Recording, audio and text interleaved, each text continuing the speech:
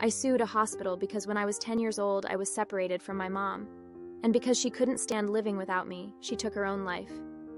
I am Maya Kowalski, and let me tell you my story. I lived with my parents and my brother. We were a very close and happy family until 2015, when I started to get sick. It all started with respiratory problems that went to severe pain in my legs so I couldn't walk. After visiting many doctors, finally one determined that I had complex regional pain syndrome.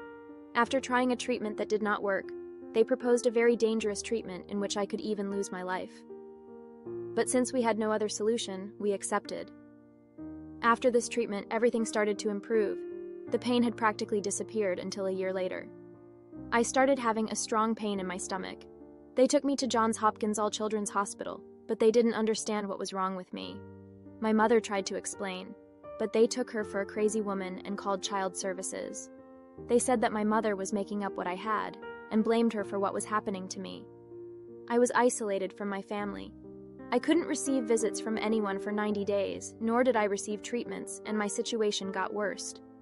Unfortunately, my mother couldn't bear to see me suffer and to her being treated like a criminal, so she ended up taking her own life. After this, they allowed my father to take me to another specialist, who confirmed that I did suffer from the syndrome I was initially diagnosed with.